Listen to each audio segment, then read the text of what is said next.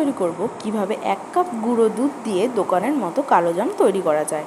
প্রথমে নিয়েছি 1 কাপ গুঁড়ো দুধ, তারপর নেব 1 কাপ ময়দা, 1 চামচ ঘি আর সামান্য একটু বেকিং সোডা দিয়ে ভালো করে মাখতে হবে। মাখাটা প্রথমে ঝুরঝুরে করে মাখতে হবে। তারপর ঠান্ডা দুধ দিয়ে একটি ডো তৈরি করতে হবে। এটি মাখাটা বেশি একটা নরমও হবে না, আবার শক্তও হবে না, সেইরকমভাবেই তৈরি করতে হবে। তারপর মিষ্টির সাইজ তৈরি করে নিতে হবে। চাইলে তোমরা লম্বাও করতে পারো, আবার গোল গোলও তৈরি করতে পারো।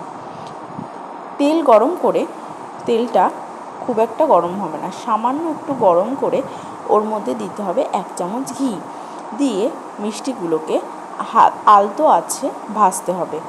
তাহলে ভেতরটা কাঁচা থাকবে না। জোরে যদি গ্যাস দিয়ে ভাজি তাহলে ভেতরটা কাঁচা থেকে যাবে।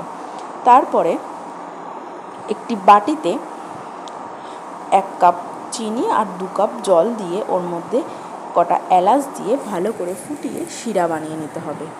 শিরা বানানো হয়ে গেলে যে মিষ্টিগুলো আমরা ভেজে রেখেছিলাম ওটা ধরে দেখতে হবে যে ঠান্ডা হয়েছে কিনা। যদি ঠান্ডা হয়ে যায় তবেই শিরার মধ্যে ছাড়তে হবে।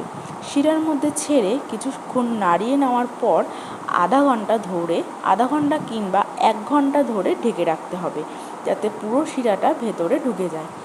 তারপর ঢাকনা দিয়ে রাখতে হবে কিছুক্ষণ।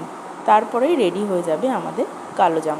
তো তোমাদের যদি ভিডিওটা পছন্দ হয়ে থাকে অবশ্যই লাইক করো আর কমেন্ট করে জানিও কেমন হয়েছে, আর অবশ্যই চ্যানেলটাকে সাবস্ক্রাইব করো। টাটা।